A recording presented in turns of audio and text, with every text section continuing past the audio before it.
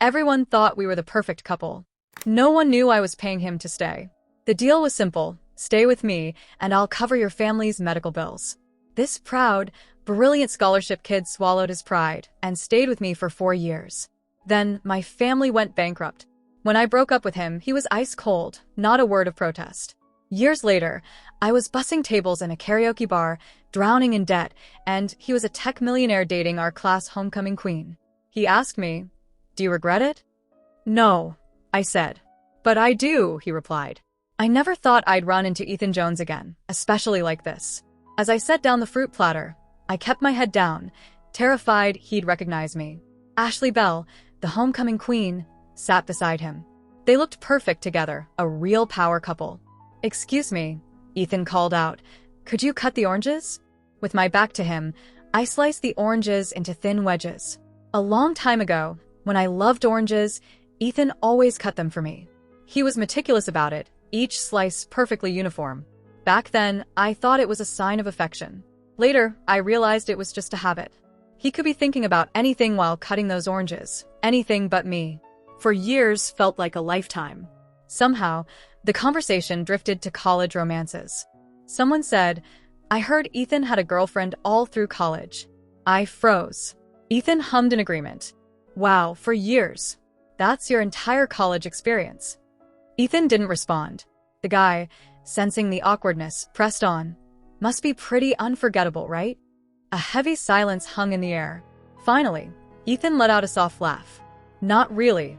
He was just being polite," Ashley chimed in, her voice smooth as silk. "We went to the same school. It was, well, let's say it was tough on him. If it weren't for his ex, we would have been together a long time ago." "Of course, Ashley, you're a celebrity. No ex can compare to a star."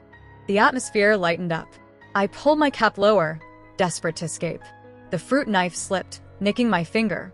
I hissed, drawing attention. "What was that? Can't even cut fruit properly," Ashley complained. "I'm so sorry, I'll get a fresh platter," I mumbled, grabbing the dish and making a dash for it. "Wait!" Ethan's voice cut through the air, sharp and clear. "Turn around." My feet were rooted to the spot. 1 second. 2. My manager rushed over. "So sorry, she's new. Please enjoy this on the house." She gave me a quick wink. "Go replace the fruit, fast." Back in the kitchen, she whispered, "Be careful next time. That room's full of VIPs. Especially that guy in the middle. Owns a tech company. Big deal." I whispered, "Can you take the oranges in for me?" "Sure." I let out a breath I hadn't realized I was holding. If anyone had a right to hate me, it was Ethan Jones, the ex he'd just denied. My mind flashed back to freshman year. Ethan had stood out, not because he was loud, but because he was different. Warm clothes, quiet eyes. Poor, yes, but striking. I was used to getting what I wanted. I approached him boldly, one day after class. "Ethan, I like you. Go out with me. I've got money. If that's not enough, I'll pay you for a kiss." He rejected me, of course. But things changed when his grandfather, the man who raised him, was hospitalized. I paid the medical bills without hesitation. And just like that, he agreed to be with me. I thought I was helping, that I was his savior. Later, I realized I'd simply bought what I wanted, leaving him with the shame. He barely ever took my money, still working tirelessly. But rumors spread. Whispers. Cruel nicknames. They said he was selling himself. I didn't get it. I'd hold his hand and laugh. They're just jealous. I lived in a fantasy. He lived in a war zone. When my family lost everything in senior year, I didn't tell him. I called and said, "Let's break up." "Why?" he asked. "I'm bored." "Okay." And that was it. I imagined he felt relief, finally free of our twisted deal. That same day, I ditched my phone number, deleted all my accounts, and left town. Only came back 3 months ago. He'd become a star. He always was brilliant. Now he was rich, respected, and seemingly happy. Ashley? She started acting during college. I never expected them to end up together. I told myself I was happy for them, even as my chest tightened. At 4 a.m., my shift ended. I was last to leave. The building was dark, elevators shut down. I jabbed the button. "Call someone," a voice said behind me. I turned slightly. It was Ethan.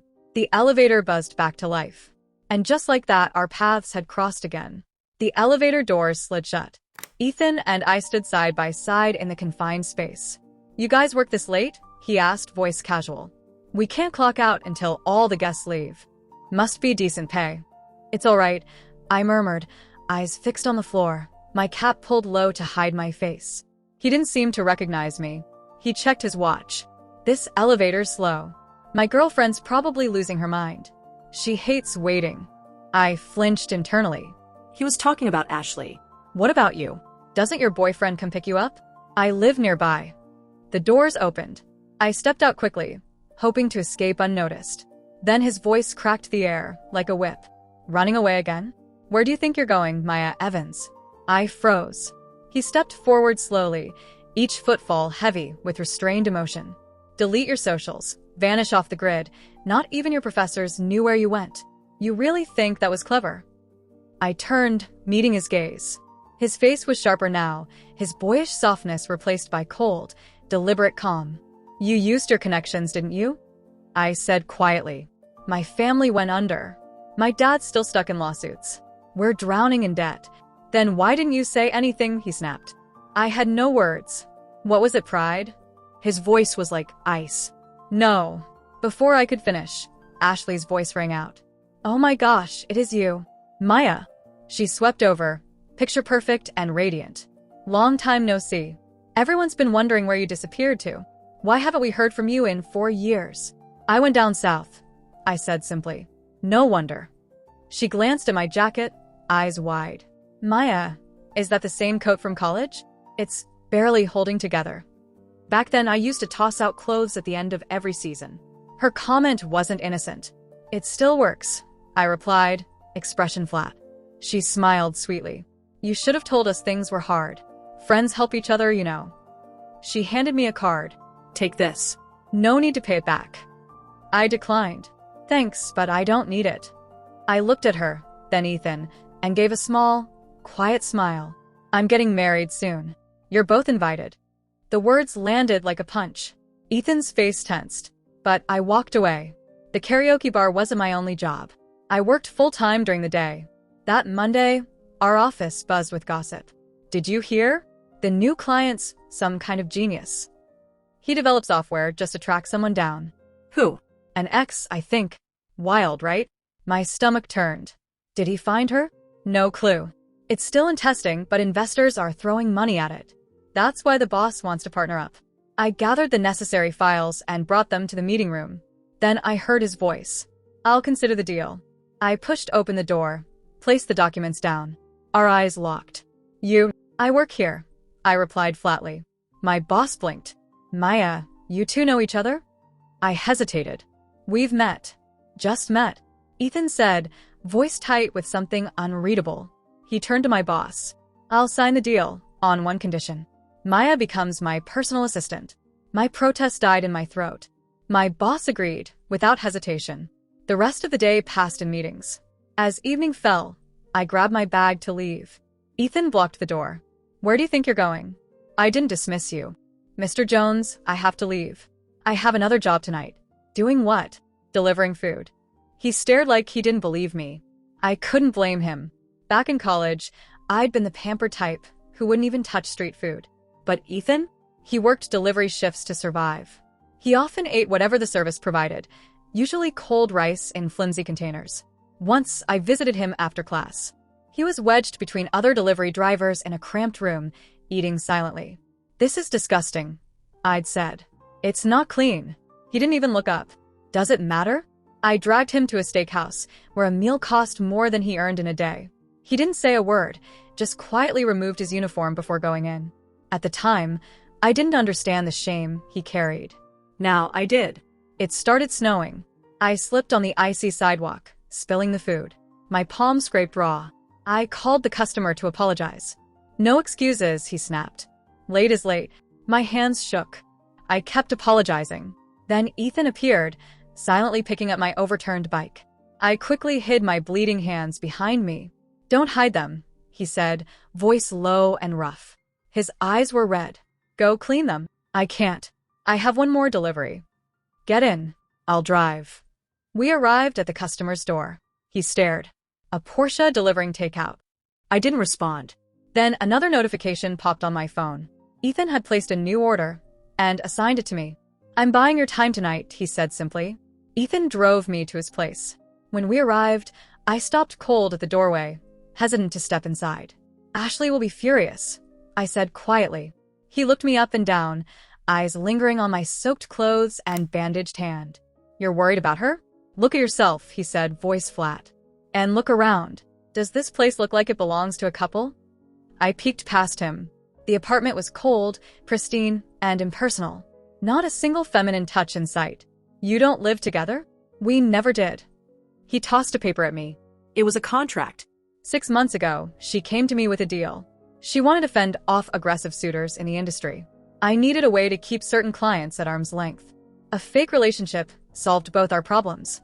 The contract was clear: zero emotional involvement, zero interference in each other's lives.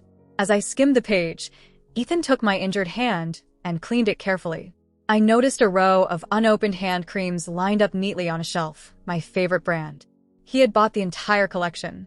"I talked to your coworkers today," he murmured. "You told them you were single. So tell me, Maya. Was that engagement story just for show?" "I didn't lie." "Then show me a photo. One of you and your fiancé." "We haven't taken one yet." "You, who documents everything, haven't taken a single picture with him?" "You're right. I'll get one next time," I replied, trying to keep my tone light. He gave a short, bitter laugh. Then he leaned in, one hand braced on the couch. His presence engulfed me. "I paid for your time tonight, remember? You know what that means. I'll return you money, Ethan. I really am engaged." His hand slid gently down my arm, pausing at my wrist. "Then why are you still wearing the bracelet I gave you?" I glanced down at the silver chain, tarnished now, but still intact. His first gift to me, back when I turned 19. That day had been a mess. He was working multiple jobs, constantly exhausted. I invited him to my birthday dinner at an expensive restaurant. He didn't show up. I waited for hours, angry and hurt, until I got a call late that evening. He was standing outside the restaurant, muddy and shivering in his delivery uniform. He had come straight from work, hands frozen.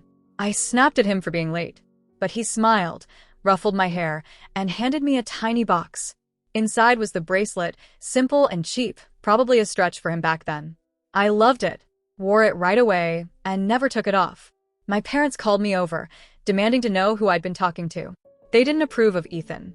When I looked back, he was gone, swallowed by the snow. Now, standing in his apartment, I wondered. At 19, did he love me? Was he, like I had been earlier that day, trudging through snow just to give someone he loved a gift? But whatever that feeling was, it had twisted over time.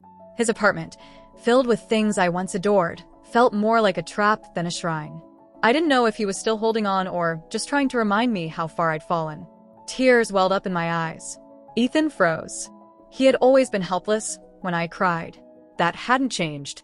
He rushed to wipe my tears, awkward and apologetic. "Please don't cry." I'm sorry. "I didn't mean to scare you. It's your birthday today, isn't it? I got you something." He handed me a small box. A new bracelet. "See if you like it." He reached for my wrist. "Maya, can we?" The doorbell rang. A man stood on the other side, cigarette hanging from his lips. "I'm here for Maya." Ethan narrowed his eyes. "Who are you?" "I'm her fiancé. Didn't she tell you?" Ethan stood frozen, the new bracelet slipping from his hand and landing silently on the carpet. I walked past him. The man was Alex Hayes. He kept the windows shut, puffing smoke as he drove. I coughed, struggling to breathe. I knew Alex from the old days. Back when my family was still wealthy, he had pursued me. I rejected him, again and again. My heart had belonged to someone else. A week ago, out of nowhere, Alex reached out. "I'll pay your family's debts," he offered. "All of them. On one condition, marry me." "Why?" I asked, suspicious. He grinned. "To prove I was the better choice. That I'm the one who could have saved you, not that broke loser." He wanted me as a trophy, a twisted win in his imaginary rivalry with Ethan. Today, I had only asked him to pretend to be my fiancé. I never expected him to actually show up. "Why did you pretend?" asked coldly. "What's the difference? We'll be married soon anyway." I never agreed. "Come on, Maya. Be realistic. You're drowning in debt. No one's lining up to marry a ruined heiress. Except me." He chuckled darkly. That guy back there, he's just here to gloat. He couldn't protect you back then, and now he gets to watch you fall. I clenched my fists. That's not your business. He scoffed. You were mine once. Now, I'm taking back what should have been mine all along. I was never yours, I spat. And I never will be. I jumped out of the car. He didn't follow. Think about your father, Maya. That debt won't pay itself. His voice echoed in my ears, smug and venomous. It reminded me of the people who ridiculed Ethan back in school. Was I just like them in Ethan's eyes now? News of my return spread quickly through our old college circle. My former roommate, Wendy, reached out. She was getting married and wanted me to be her maid of honor. It had been our promise. Whoever got married first, the other would stand beside her. The wedding was beautiful, full of familiar faces. People I hadn't seen in years. I added them back on social media, pretending I hadn't disappeared. Wendy, glowing in her gown, held my hands tightly. Maya, I always thought you'd be the first to walk down the aisle. If I had, I wouldn't be here standing next to you. I joked softly. She sniffled. For years. No word. I was furious. I'm sorry. I won't vanish again. Her voice dropped. Why did you leave like that? If you needed help, you could have asked. I looked down at my shoes. My whole world collapsed, Wendy. Everything I knew was gone. I didn't want pity. It felt worse than the fall itself. So I ran. I erased myself. Wendy sighed, brushing away a tear. Ethan went crazy trying to find you. I blinked. What? I hadn't expected that. Not after everything. You didn't know? Wendy asked softly. He did everything he could to find you. Reached out to professors, contacted the administration, even considered filing a missing person report. But back then, Ethan didn't have many resources. He finally went to your house.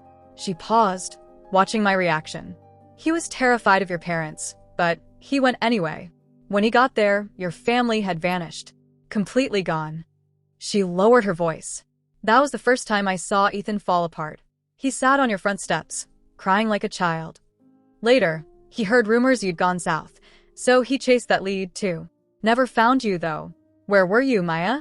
Florida, Arizona, Nevada. We moved constantly. Changed our names to avoid creditors. I lost track of where we even were. No wonder he couldn't find you, Wendy said, shaking her head gently. Eventually, he returned to California. That's when he started working on that people tracking software. The revelation floored me. I'd assumed Ethan hadn't cared when I left. I remembered, right before everything collapsed, overhearing him talking with a dorm mate. Any plans after graduation? Marry Maya, his friend had joked. No, Ethan had replied bluntly. That one word had crushed me. Then my world shattered. Our family's downfall, the breakup, and Ethan hadn't tried to stop me. So why had he searched so desperately afterward? Did he regret it? Or was this just guilt? At the wedding reception, I missed Wendy's bouquet toss entirely. Too lost in my thoughts. The bouquet landed in Ethan's hands instead. The DJ cracked a joke. Looks like this gentleman's next. Planning to give that to your girlfriend? No need, Ethan replied. He turned toward me and extended the bouquet. The room burst into cheers and laughter. Wendy squealed behind me. I stood frozen. You've already met my fiancé, I muttered, trying to deflect. I don't buy it, Ethan said coolly. You never had such bad taste. Just go along with it. Even if he's real, he whispered, leaning in, ditch him and come back to me. His voice was low, velvety, familiar. It felt like a spell, one I barely resisted. After all these years, he could still make my heart race with a few words. Later that night, I slipped away from the noise. I found a quiet spot in the stairwell and sat down drained. Ethan found me there. What are you doing? I looked up. My lip trembled. Ethan, I'm so tired. He didn't hesitate. He helped me up and carried me to his car. I'm so worn out. Work never ends. I just want a break. I babbled as he drove, the alcohol loosening my tongue. Yesterday, a customer threw a drink at me. I didn't even do anything wrong. I miss salmon and sweet shrimp. I can't even remember what they taste like. Ethan didn't say much, just tried to calm me down. The last thing I remember is him carrying me into his apartment, laying me on the couch. What's so special about that guy anyway? He asked. He's paying off my debts, I mumbled. I can do that too, Maya. And better. I know how to take care of you. Just don't vanish again. Everything after that went black. When I woke up, I was in Ethan's bed, completely undressed. The dining table in the next room was set with plates of beautifully arranged sashimi and a plate of oranges cut just the way I liked. I called your boss. You're off today. You what? I sat up quickly. What did you tell him? Relax. It's fine. No, it's not. He'll think the wrong thing. There's nothing to misunderstand, Ethan said. It's real, Maya. All of it. I didn't know what to say. I talked to your boss. You left programming because of the hours, right? Switched to part-time gigs. Yeah. The side jobs pay better, less stress. Go back next month. Quit the rest. I can't. I haven't written a line of code in ages. I'll help. I'll reteach you. He peeled a shrimp, dipped it in soy sauce, and placed it in my bowl just like he always used to in college. I really have forgotten everything. He scribbled some basic code on a napkin and sat beside me. We'll start small. You'll pick it up again. For a moment, it felt like we were back in college, me struggling and Ethan patiently explaining each line. After breakfast, I insisted on heading home alone. On the subway, my phone buzzed. It was Ashley. Ashley, please don't hurt Ethan anymore, Maya. Me? What are you talking about? Ashley, he's been trying to pay you back all these years. Pay me back? For what? Ashley sent a screenshot, a message in a group chat with Ethan's college roommates. Ethan finally paid it off. What a relief. Others, congrats. Free man at last. Took you long enough. I stared at the screen, confused. Then my banking app sent a notification. Your outstanding balance has been cleared. Paid by Ethan Jones. My chest tightened. My hand shook. And suddenly, it all made sense. The job offers, the salary bump, the emotional distance. Even that night, it was never about love anymore. It was all just repayment. Ashley had been right all along. At the karaoke bar, she'd warned me that Ethan didn't like me, and maybe that had always been true. Ethan hated debts, hated imbalance, and I had become a lingering obligation he couldn't shake. The weight of that truth hit me like a gut punch. I had been the one who threw things off balance years ago, and he, too honorable to walk away without settling the score, had spent all this time quietly calculating what he owed. I wished he had just let it go. Furious and trembling, I texted him. Me. Who asked you to pay my debt? Ethan. Isn't it a good thing? You don't have to work so many jobs now. Me. I didn't need you to do that. Ethan. Maya. Stop being stubborn. I should have done it sooner. I always meant to repay you for your grandfather's hospital bills. That last line cut deep. Me. I'll return every cent.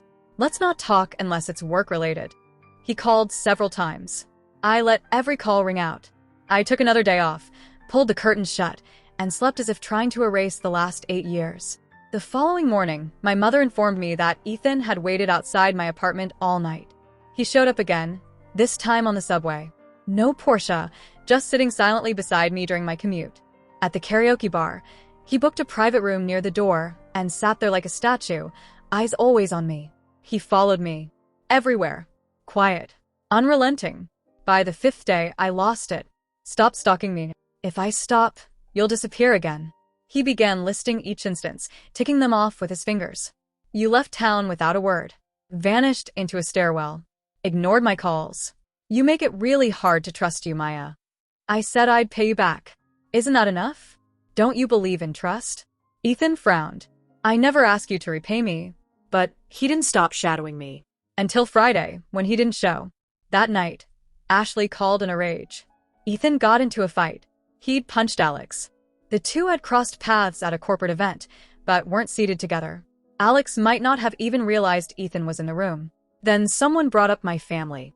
Alex, ever the show-off, smirked and said, "Remember Maya Evans? Used to be impossible to talk to, but now? Easy. Her family's broke. I offered to cover her debt, and boom, she's mine. Worth every dollar. Just paying to take her home." He never finished the sentence. Ethan's fist made sure of that. Right there in front of everyone. At the R, Ashley rounded on me. Ethan built everything on his own. No powerful family, no legacy. And now, because of you, he's making enemies. She glared at me, her voice rising. If you can't help him, at least don't drag him down. Drag him down? I snapped. What gives you the right to say that to me? Ashley froze. You and Ethan have a contract, right? No interfering in personal lives, she said quietly. He told you about that? Her face twisted with emotion. Tears welled in her eyes. Maya, I know it was just business, but I really like him. You've been gone for years. Just stay gone. Let me have a chance. You like him? Yes. That surprised me. Because didn't you spread those rumors about Ethan back in college? Her face went pale. I may have disappeared, but I remember everything, I said coldly. You cornered me in the bathroom after we started dating. You asked, how much are you paying him, Maya? I don't remember. And someone called him a gigolo later. That nickname didn't come from nowhere. It started with you. No. You're twisting things. Oh, really? Should I ask a few classmates for their version of events? She deflated, her bravado gone. Please, Maya. Don't bring this up again. Don't tell Ethan. I was stupid. I didn't mean to hurt him. But I really care about him now. I can make it right. You think you only hurt him? I shook my head slowly. You hurt me too. I'm sorry, she blurted. Please, Maya. Just don't tell him. Don't ruin everything. Suddenly, the curtain behind us moved. Ethan stood in the doorway of the examination room. He'd heard it all. Judging by the look on his face, he hadn't just arrived. Ashley went pale as paper and slipped out without a word. Ethan wasn't the forgiving type. The old gossip had left scars, and he didn't bother hiding his contempt for her. He rarely used harsh language, but with his intelligence, words were weapons. Ashley wouldn't be able to face him again. Are you okay? I asked, looking him over. Thankfully, the injuries weren't serious. Will this hurt your company? Not really, Ethan replied. Hayes will need stitches, though. Good. I hope it scars. Ethan laughed. There you are. What? That's the Maya I remember. Sharp-tongued and fearless. Say some more, I missed this. Fine. Business deals are trash. They're all liars. Go on. Pork prices are insane. How's anyone supposed to eat? Nice. Keep going. And don't get me started on forced overtime. I just want to lie on the couch, watch garbage TV, and sleep. Wait, are you complaining about me now? No, sir. I'd never dare, I said dryly. You're the only one who would. Snow reflected the morning sun as we argued, but for a fleeting moment, it felt like being back in college, back when things were simpler. I didn't hold back. All the hurt, the confusion, the frustration from the past few years came spilling out, and before I realized it, tears were running down my face. I just need some time. I'll pay you back. Every cent. Ethan's expression shifted instantly, alarmed. What? Maya, where's this coming from? I get it. I should have asked before clearing the debt, but you completely shut me out. You see me as a burden. How could I not shut you out? He stared at me, bewildered. A burden? Who told you that? Ashley. I stopped, second-guessing myself. Had she manipulated me from the beginning? But the screenshots, they looked real. I showed them to him. His jaw tightened. That had nothing to do with you. He pulled out his phone and opened a chat thread. The messages were about some old project invoices he was finally clearing up, business expenses, not personal ones. Ashley had clearly twisted the context. But how did she even know you were covering my debt? I asked her what she thought. She has some experience with financial arrangements. We drove to Ethan's apartment. It was my third time here, but everything felt different now. He handed me a coffee and sat across from me, eyes serious. Let's clear the air. I need to ask you something. Go ahead. Why did you really end things back then? I felt like I was dragging you down. It seemed like the kindest option. Not because you got bored? I hesitated. That was the lie I told him at the time. One word, bored, and he'd accepted it without protest, walking away like I'd never meant a thing. He looked down, his voice almost a whisper. I thought you were just playing around. 4 years together, and when things got hard, you were done. Your family fell. I couldn't help, so you threw me away. It hurt to hear it. I opened my mouth, but he cut me off. Even if that were true, it wouldn't change anything. It was like he didn't want to hear the real reason. He needed to say what had been weighing on him first. I've thought about this a lot. Even if I was just some temporary distraction to you, I still want to be by your side. His eyes burned with intensity, just like they used to. You've got it wrong, I said softly. What? I was furious, Ethan. But never because I didn't care. I was serious about us. You weren't just something to pass the time. Then what were you angry about? I stared at him. Before graduation, I overheard you telling your roommate you'd never marry me. Ethan blinked, stunned, then laughed bitterly. I didn't mean never. I meant I couldn't afford it. Not right away. I was looking at rings, Maya, even though I knew I couldn't buy one. We started going over everything. The past. The misunderstandings. Every conversation that had meant one thing to one of us and something else entirely to the other. How had it all gone so wrong? The truth was, the gap between us had been wider than we realized, not just financially, but in the way we saw each other. He'd thought I was with him out of amusement, playing the role of a generous rich girl with a heart of gold. I believed he was only with me because of guilt, a man determined to repay a debt. Neither of us believed the other loved them for real. In the present, he asked me quietly, why was it easier for you to take Alex's help than mine? Because I care about you. I didn't want money to poison what we had. And just like that, it all clicked into place. Ethan nodded slowly. Exactly. That's what I felt back then. I looked at him. Wait, you liked me? Even back then? Before I confessed. He smiled. Yeah. The first time I saw you, freshman orientation. You said your name was Maya Evans. I never forgot. And then it hit me. All this time, I'd thought I initiated everything. That I made the first move. But he'd fallen for me first. He just never said it. I'd used money as a bridge between us, trying to offer what he lacked, but that made it impossible for him to speak his heart freely. He told me he liked me. He'd said it often. But people dismissed it. They thought he was just being polite or grateful. Eventually, I started to believe that too. Even he began to doubt his own feelings. Was it affection, or just relief at the bills being paid? After so many jabs, so much cynicism, he'd started second-guessing himself. And I couldn't help him, because everything I touched turned into a transaction. But he never took advantage of me. He could have, but he didn't. That's how I knew it was real. That's why I still loved him. He began slicing an orange at the counter, his movements calm and steady. And suddenly I remembered something. When we met again at the karaoke bar, all those things you said, what did you really mean? He gave me a sideways look. I was upset, Maya. You ghosted me. Vanished for 4 years. I thought you threw me away like I didn't matter. Am I not allowed to be angry? I thought you hated me, I whispered. He paused, carefully slicing an orange. That's what Ashley told me, I added. Ethan nodded slowly. That was my mistake. I should have corrected her. His hands moved with quiet precision, the fruit falling into neat pieces. He let out a breath.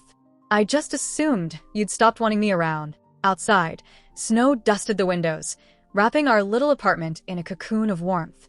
And in that quiet moment, I understood. After everything, after all the years, the boy I once loved had found his way back to me. Later, we attended our old university's anniversary celebration. Ethan was a guest speaker, standing tall among the crowd as a respected alumnus. The campus hadn't changed much, but the students had. New faces full of energy and ambition filled the halls we used to walk together. As I reached into my coat, my alumni name tag fell. A senior student picked it up, her expression lighting up. "You're Maya Evans?" she asked, stunned. "You know me?" I blinked. "I interned at Mr. Jones's firm. You're kind of a legend there." I laughed. I'd only visited once, sat quietly in the waiting area. But even then, the receptionist had looked at me like I was someone important. The student continued, "There's an algorithm at the heart of one of the company's biggest projects. Mr. Jones coded it himself when he first started the system. There's a message in the comments," he wrote. "If you ever meet Maya Evans, tell her I love her." Everyone on the project saw it. I stood there, speechless. She smiled. "It's like something out of a movie." He never stopped looking for you. After his speech, Ethan and I walked the familiar paths around campus. We stopped by the old library and stared at the large tree nearby. "This is where you confessed to me," he said. "I remember." I laughed. I was so fearless back then. He looked at the tree, thoughtful. "Ethan," I said softly, "were you happy back in college?" I thought of how hard he worked, how often he was judged or left out. I expected him to say no. But he looked at me and said, "I was happy, because you were there. Even the worst days felt okay." He turned to me then, his eyes warm. "Maya, it's my turn now. I've loved you for almost 9 years. Will you let me try again?" Snow started falling, soft and silent. A flake landed in his hair. I smiled. Happy New Year. I think I'm ready. Happy New Year, my love. Happy New Year to the girl I used to be. Even with the scars we carry, we're still capable of being our best selves.